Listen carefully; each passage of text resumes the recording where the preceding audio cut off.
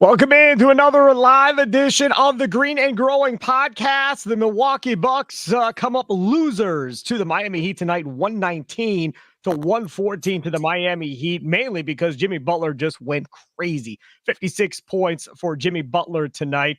The Bucks had no answer whatsoever. Brook Lopez, who was horrible in the last game, showed up in this one, 36 points, 11 boards for him. Giannis comes back with a triple-double, 26 10 boards, 13 assists, but not enough at the end of the day. Bucks led this thing wire to wire mainly until late in the fourth quarter when the Heat decided to take over. Nathan Marzian is distraught. Follow him on Twitter at Nathan Marzian. You can follow me at Sparky Radio. Nathan, your thoughts on what we saw tonight?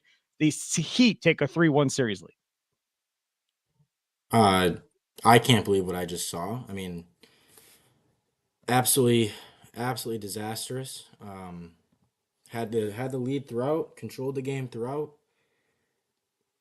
This is, to me, this was and it's not quite as high stakes of a game, or I don't know. To me, this is my NBA equivalent of the Packers Seahawks NFC Championship.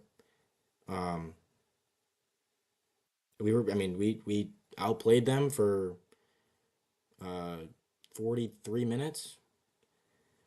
Credit to Jimmy Butler, man. He went off. I mean, there's not much you can do. You could double, you could trap. I mean, there's lots of things you could have done, none of which Bud decided to do. Bud decided we're going to play one-on-one. I watched Mike Brown for the Kings all year. When somebody gets hot, he runs, he touches the ball, forces the ball out of their hands, make a pass, do something, let somebody else beat you. But some of those were not in set offensive set, like those weren't in half court offensive possessions. They were just transition. Some were, yes. And so yes, a lot of those were the late ones. I mean, in the first quarter, sure, there's other stuff you can do, but the ones late, I mean, there's plenty of them, and I'm just like, you got to give him credit. I don't even. I mean, I don't think this series is over. I think the Bucks, they should have won this game, and I think any game they play against this team, they're going to be favorites. As long as they have Giannis, but and so, like, is it possible they could win 3 in a row? Yes. It's obviously a devastating loss. But again, if they're going to win 3 in a row, what has to change? They got to start hitting 3-pointers at a more consistent rate than they're doing. I mean, they got going in the first quarter of that game when they have 7 threes in the first quarter or something like that. They were rolling, and then they went ice cold from 3, and it killed them. It absolutely killed them. And we talked about this during the regular season that, listen, if you get into the playoffs, the one thing that could kill you is if you go cold from 3 in a series. That could be the downfall of this team because they rely on the 3 so much. And you talked about Marzian of when Giannis comes back, he's going to make everybody else's job easier. I mean, look at Brook Lopez. How many easy baskets did Brook Lopez have around the rim thanks to Giannis tonight? Yeah, I mean, the Heat were in that zone, and it felt like the Bucks could just go down low and get baskets when they wanted with either Giannis or Brook. And they did it, and it was working, and they were fine. Everything was going fine. They were maintaining a steady lead. I mean, it was fine up until the last 5 minutes, and it, just fell apart. And so, what do you think changed with the Bucks' offense the last 5 minutes? Like, can you put your finger on when you're watching? Are you going, all right, why are we changing this, or this changed here in the last 5 minutes? Obviously, they got a little bit careless there towards the end with turnovers. That obviously was a big part of it. Yeah, they got a little hectic. They tried to speed themselves up a little bit, and took some dumb shots. Even the Drew 3 late that went in was a dumb shot. And turnovers and all that. It was just they did everything you could to give the game away.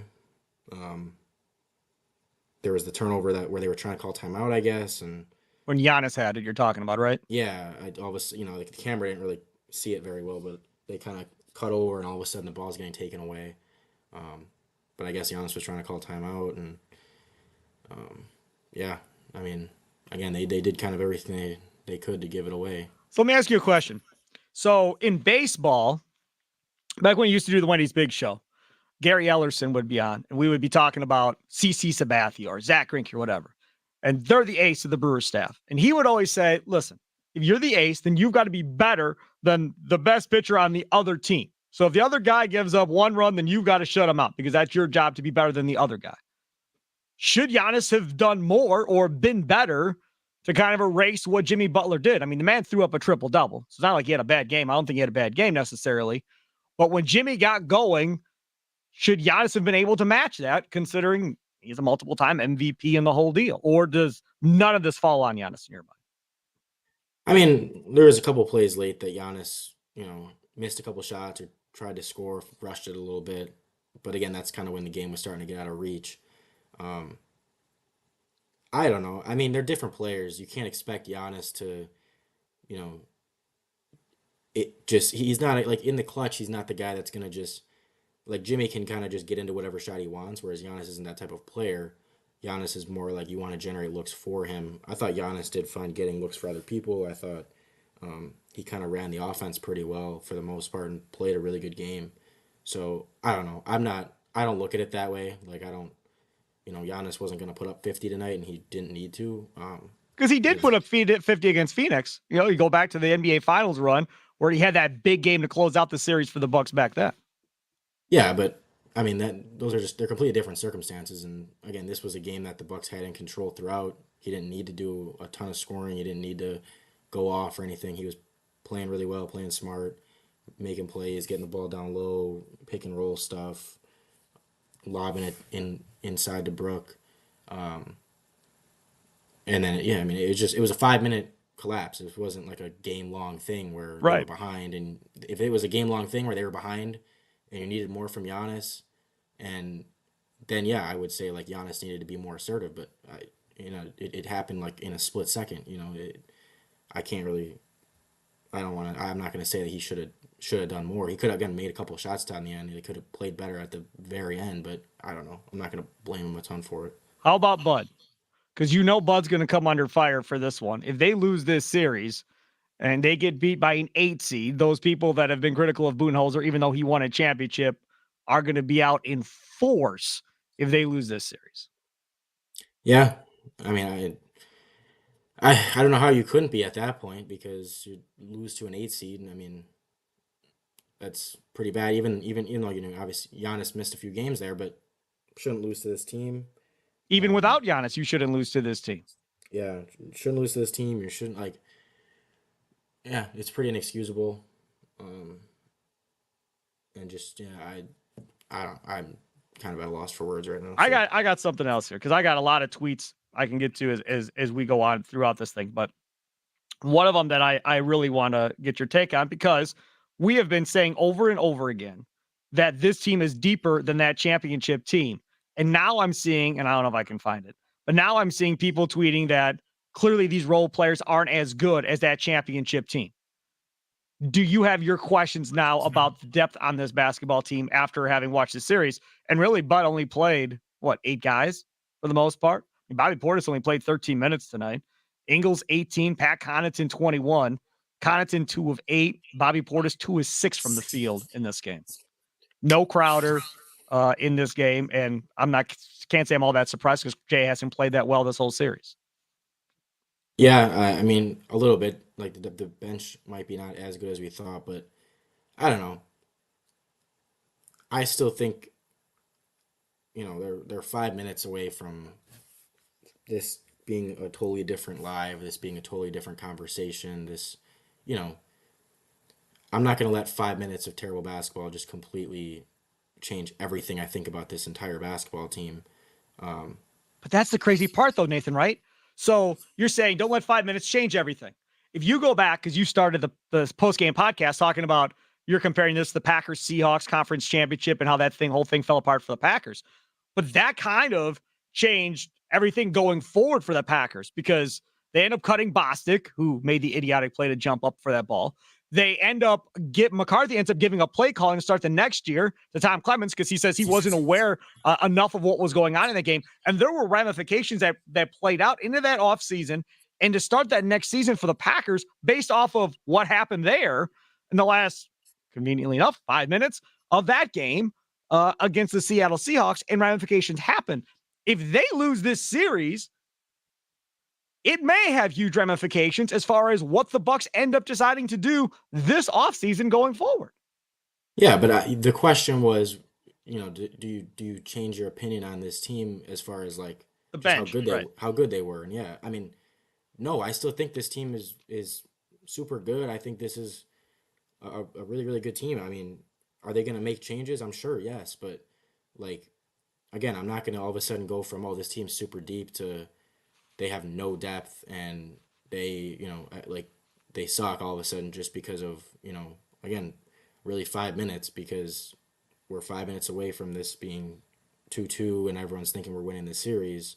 Um, Again, I don't know. I'm not gonna completely change it just because of that. But Do they look old to you?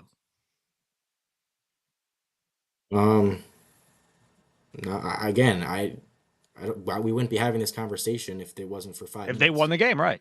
Yeah, I totally agree. Yes. I'm just bringing up stuff that I'm seeing that people are bringing up on social media to Like get it your just thoughts on it. yeah, it just it and social media is gonna react in the strongest way. I mean, if they had gotten completely dominated and if they had been fully healthy getting dominated this whole series, it'd be different. You'd be like, wow, they're just not good, you know? This was you dominated this game. One guy completely went off on you. They stole this and again, I'm not going to completely turn on everything I thought about this team and change everything I thought about this team and, you know, oh, all of a sudden Chris is terrible, Drew's terrible. Like I can't do that, I can't. I'm not going to do it off of one game. Um, I just can't. I will say this. I was one of the guys that wanted Middleton on Butler more. And Middleton got Jimmy more tonight, I feel like, than he did in other games. And it still was clearly Drew Holiday. And clearly Jimmy Butler wasn't going to be stopped by Drew Holiday or by Chris Middleton. I simply go back to you have to do a better job. And again, this is for 4 quarters. If somebody gets hot and it's a playoff game, you have to do a better job of making sure they don't get the ball again. And if they do get the ball again, that they pass the ball as soon as they get the ball because a double is coming. And to me, it doesn't matter if it's the Miami Heat and Holiday is hot. You would think Spoelstra is going to run a double at him and make him get the ball out of his hands. And that's what I was expecting or thought would happen with Jimmy Butler at some point of, okay, he's in his zone. He's feeling it. You may want to try and get the ball out of his hands. And they really never did at any point. And if you want to be mad at Bud, I think that's something you can definitely be mad at Bud about. And I can't wait to hear, and we're doing the podcast, so I don't know what Bud is saying, but I can't wait to hear if Eric Name or Jim Ozarski or anybody else asked Bud about the fact of, did you ever consider trying to trap or double Jimmy Butler at some point to get the ball off his hands? Because really, he's the reason they won. I mean, if Jimmy Butler scores 30, you win. But this is, I feel like we're a broken record right now because it's, well, if they don't shoot 60% from 3, the Bucks win. Well, if this doesn't happen, the Bucks win. This is 3 losses now where we're saying the what if game if this doesn't happen. And in all situations, it's out of the norm crap. We're not that Jimmy can't score 50. He can, obviously, but he's not going to score 50, 3-4 times in a series. And the Heat, their shooting comes down from 3 and from the field. They come down to the 40-some percentile range. Everything is good. But then Jimmy Butler goes crazy, and that offsets what they aren't doing from the field anymore, and they still win a game. I said I had 0% concern after the last game. I thought Giannis would come back and they'd win this game. Looked good for most of the game. Now you go back to Milwaukee. Okay. So you win. Let's say you go back to Milwaukee and you win. You're going to have to go back and figure out how to win a game in Miami in order to get this thing back to Milwaukee. And you're going to have to figure out how to stop Jimmy Butler. They don't have Oladipo. They don't have Tyler Hero. Jimmy Butler knows he's the guy that has to do it all by himself, and he has to win it all by himself. And you as an organization, as a coaching staff, have to know that it's all up to him. And you have to figure out a way to make sure he doesn't beat you. Let Strus hit 8 threes in a game. If you go down that way, fine. It is what it is. Let Adebayo go out and score 45. Fine. But don't let Jimmy Butler throw up 50 on you again in another game that costs you a chance to advance in the playoffs. I mean, we can talk all we want about being embarrassing 8-1. Don't you think this is going to be on Giannis's legacy too? That he was part of a team that lost to an 8 seed? I mean, that's also going to be attached to him here if they lose this series. I would have to imagine, because this doesn't happen 8 beating ones. It doesn't happen. I mean, I don't care if it's on his legacy. Like, who cares? It doesn't bother you at all. See, I think No. if I'm Giannis, it bothers me because I Plus, think at plus, this point, plus it's also like, okay, they lost without him, but I mean, everyone's gonna know that, okay, he did miss half of that series if they go on to true, lose. I mean, it's not. I don't know. he didn't play every game. So from your perspective, it's a faulty argument because he wasn't there for every game. Yeah, and I just don't care. I mean, Dirk lost in the first round. I don't care. Like, that's not like the only thing people talk about with Dirk Nowitzki is, oh But my Dirk God, he lost. Nowitzki's never in the conversation with LeBron and Kobe and those guys. And if I'm just the saying. end game here for Giannis is to be in that conversation, then all of that comes up at some point. Now, if the end game is not to be in the conversation of greatest of all time, and he's, going to slot right in there, top 10 of all time, top 15 of all time, well, then no, then it doesn't matter because you never get to that conversation.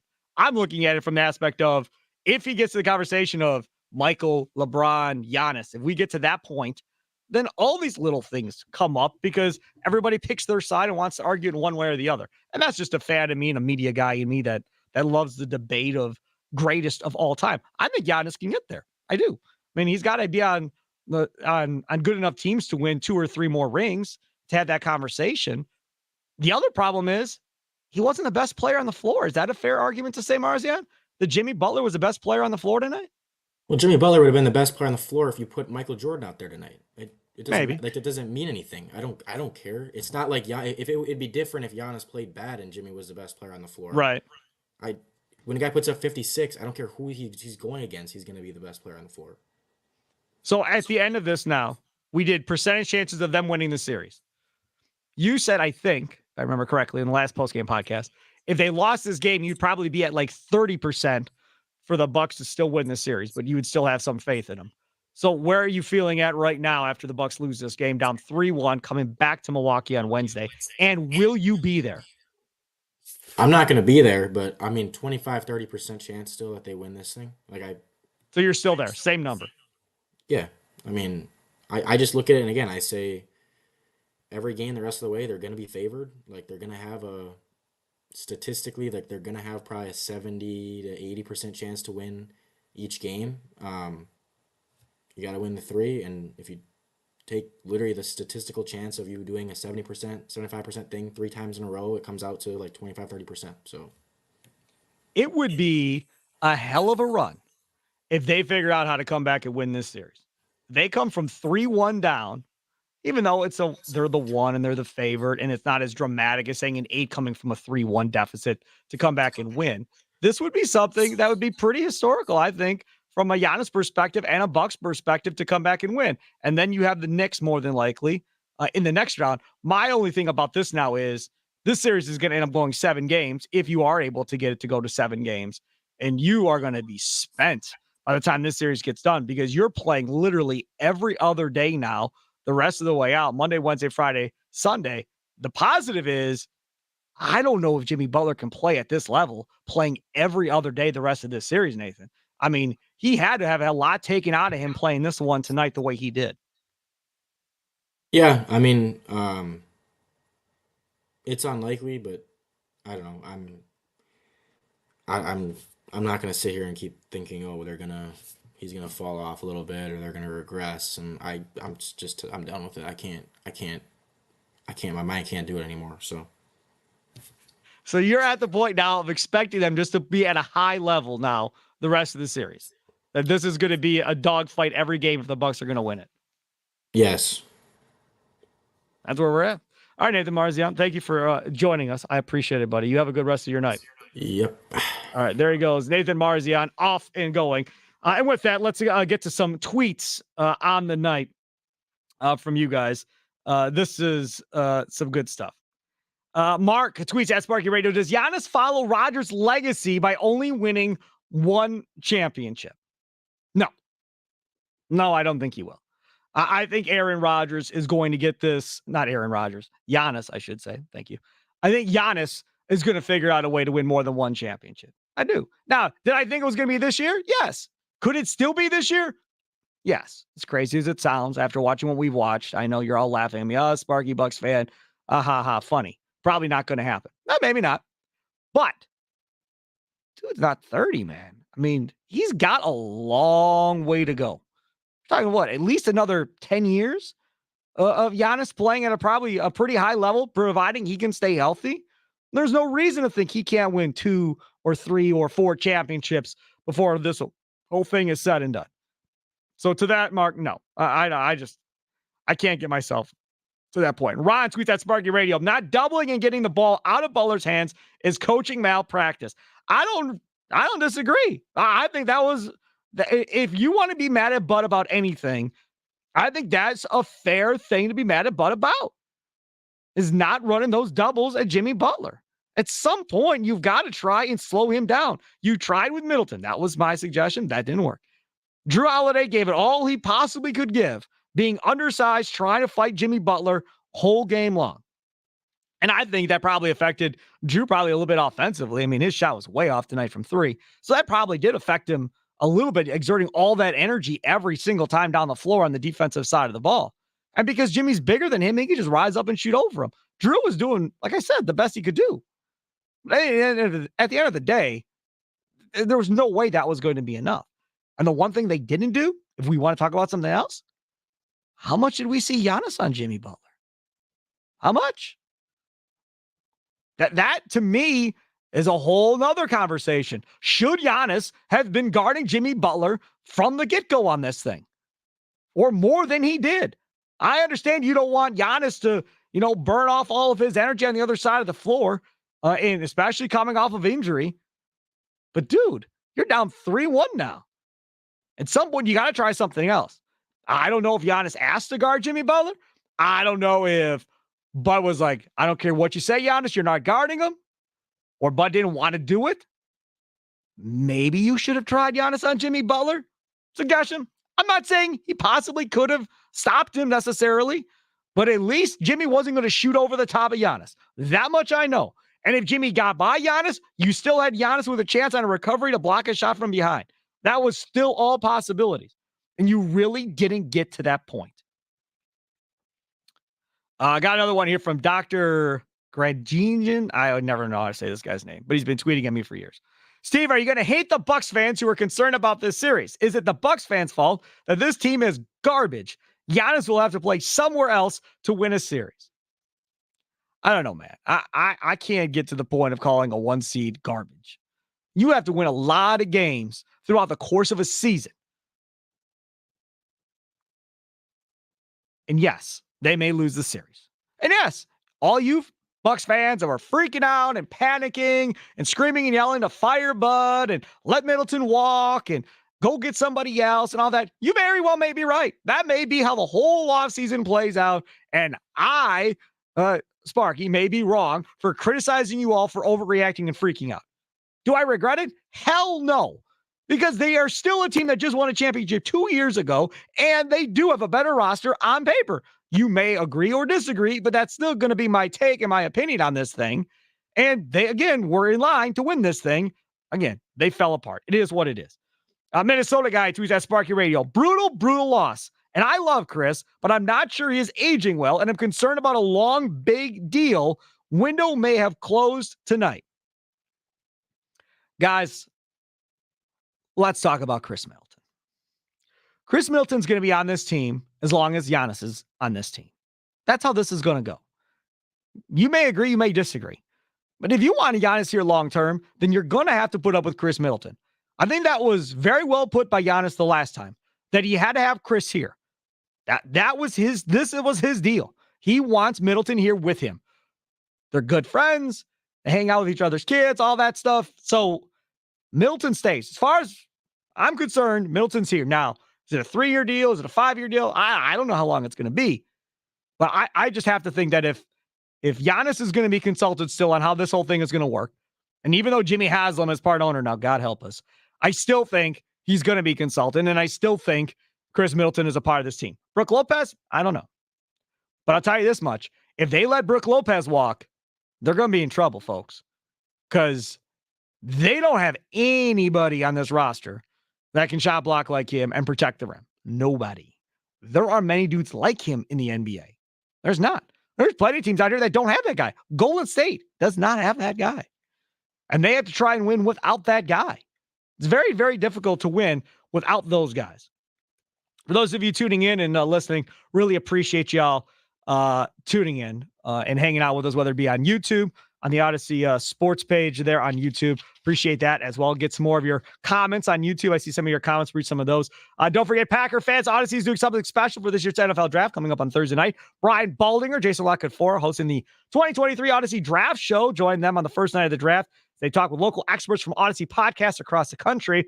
I'll be joining them to give instant reaction analysis after the Packers pick, which will be 13 now in the first round after the Aaron Rodgers trade today. Leading up to the draft, check out Baldy's podcast, In the Huddle, for his expert prospect breakdowns. The draft show starts coming up Thursday night at 6 p.m. Central. Listen on the free Odyssey app and watch on the Odyssey Sports YouTube page coming up on Thursday night. At least the Rodgers trade got done, right? I mean, if you want positives, Brewers lost tonight. It's nothing positive there. But Aaron Rodgers got traded. Goody did a good job. We'll record a new Curtin Long tomorrow, Ryan Horvath and myself. So make sure to check that one out. I have a new one up today, though, from Bart Winkler and myself. We recorded earlier today. So if you are a fan of Bart Winkler, check out the Curtin Long podcast wherever you download your favorite podcast app. E-Love11 says it was a total meltdown tonight off of YouTube. Ryan says Drew played like a sixth grader tonight. What a choke job. Ryan, I'm going to say again what I said before. When you are having to play defense at the level he's having to play defense and having to bang and be physical Jimmy Butler all night, it's going to affect the offensive side of the floor, folks. It is. That is why 9 out of every 10 times you don't see superstars guarding superstars, because no head coach wants their superstar exerting that much energy on the other side of the floor consistently. And I'm guessing that's Bud's reason of why he didn't have Giannis on Jimmy Butler. I would have liked to have seen it. If you weren't going to double him, if you weren't going to force the ball out of his hands, let him give Drew Holiday some rest, because clearly Middleton wasn't being able to do it when he was trying. That was a thought I had. Nope, that wasn't working. So that's, to me, is the out for Drew Holiday. I'm not calling Drew Holiday a choke. He was exhausted. He's been having to guard Drew Holiday or guard Jimmy Butler the whole series. C. Hall on YouTube says, the Bucks look confused on defense. Jimmy Butler had a lot of open shots and they had no answers. I thought they were going to deny him the ball or double him. Yep, you're preaching to the choir. Yes, you are. No question about it. 100%. Liam says, hindsight is easy. Reality is Bucks served a choke job. Clear favorites. They were the clear favorites. And I think it's an interesting question. Do the Bucks choke in this series? I don't know, man. I mean, this is tough, right? Because I'm a diehard Bucks fan just like you all. So for me to say they choked, that's a strong word. Like Leroy Butler hates that word. Whenever I'd say, man, Peyton Manning was a choke his whole career in the playoffs, he'd always get mad at me. Brett Favre, another guy that threw a ton of interceptions, cost his team games. Leroy hates that word choke. Now you're saying they choked it away. I don't know how it's going to be looked at. I have no idea. And to Nathan Marzian's point, who joined us earlier in the podcast, they didn't have Giannis. So will history look back at that and say it's not a choke job because you didn't have your best player? Because in my opinion, and I think everybody listening opinion and watching on YouTube, they should have won the series even without Giannis. Shouldn't have mattered. Like, you had the better team, especially once Tyler Hero went down, and then they lost Oladipo. Now they really had no depth. And the only way they were going to win is the way they won. Because Jimmy Butler just goes crazy. Ryan messaged back after I read his message on YouTube. I don't disagree with you, Sparky, but coming down and just chucking threes up off balance was bad offense. Bucks choked, not Drew. Ryan, I will say this. This is what the NBA has become. It is. And we can talk about how it got to this point. I'll say Steph Curry is how we got to this point. But that's what this league is chucking up dumb threes early in shot clocks, now running offense. They did this in the first half of the last game. In the closing minutes, Holiday came down twice and chucked up a three early in the shot clock. Middleton did the same thing. But that's what this league is now. Whoever hits the most threes is going to win more times than not in this league. It's all about jacking threes. And Bud is all about let it fly. That's what he's always been about. Keep shooting. Well, when they're not going in, and they haven't, outside of one game in this series, really gone in all that much, you're going to be in a difficult situation. Even with Giannis getting Brook Lopez easy baskets and Brook having a great night offensively, you were still in a difficult position because Holiday took 11 threes, I believe. I think he had 2 or 3 of them. That's tough. Middleton's offense, non-existent. No offense from Middleton. So that is what happens. Do I like the way the current NBA is lined up? No. Do I like watching teams jack up 35 to 43s a game? No. Do I find it entertaining? No. But that's the league we're in. So if you're going to be an NBA fan, you're going to watch the Milwaukee Bucks and watch whatever other team you want to watch, you're going to see this dumb stuff happen. I don't think it's choke. I just think that's how they play now. So agree, disagree. That's kind of where I'm at on this one. Todd, tweet that Sparky Radio. No excuse to blow that big lead. It's done. Bucks lose in 6. For all the Bucks in 6 stuff, that would be tough if that's how it goes. Wayne says, breathe on Butler and it's a foul. Look, guys, you do what you want to do. I'm not blaming this one on the refs, right? Because I feel like every time we get in a situation as a fan base, any team, not just Bucks, any team, it's, well, the refs screwed us. Well, the refs did this. Well, the refs did that. Come on. You're the 1 seed. Refs shouldn't affect you. You should be that much better where that should not matter at the end of the day. Jimmy Butler has always gotten calls. This whole series, you weren't getting any calls. None. You weren't getting the line at all, hardly. Giannis comes back and boom, now we start getting calls. Now we start getting to the line a little bit more. Yeah, one goes with the other. No question about it. Yeesh, whoever that is on YouTube. Butler could not be stopped. Bucks were just scrambling at the end, kept losing the ball. It's so hard to watch. Yes, it was very hard to watch the last few minutes. And the Bucks didn't have an answer either, which also makes it even worse at the end of the day. No question about that. Let's see what else here. Zimbabwe Jr. says, don't let Jimmy Butler score nearly 60 points tonight. Yeah, no question. I mean, it does come down to Jimmy Butler. Dan says, one damn guy you had to stop. One guy. I'm sick. Now I know how Packer fans feel. That's Dan tweeting at Sparky Radio. Must not be a Packer fan, I'm guessing. I don't know who he roots for, but must not be a Packer fan. Up north, Wisconsin, or Wisco, at Sparky Radio says more about the Bucks' defense and intestinal fortitude than what it says about Butler. Intestinal fortitude. Okay, so tell me this. How do you judge one's intestinal fortitude when watching a basketball game? How do we do this? Is there something you look for specifically? Because when I read the tweet, I think what this dude wants is yelling, screaming, hard fouls, like, give me some emotion. Show me you want it, right? Do something to show me that you're frustrated and mad and aren't going to take it anymore. And this Bucks basketball team, if that's what you're talking about when you say intestinal fortitude, that's not these dudes. I mean, the only guy really like that is Bobby Portis and Brook, if you push him far enough. But really, other than that, they're not really those type of guys, right? That are going to be that guy. Giannis has shown he can be that guy. Now, I was in my car a lot of this game, in and out and so forth. Kid at baseball, running all over the place. So I don't know how many times they showed the huddle for the Bucks, and if Giannis was yelling and screaming and carrying on in the huddle or not. I'm guessing not much. I saw the last 3 or 4 minutes here in the studio on TV. I didn't see it.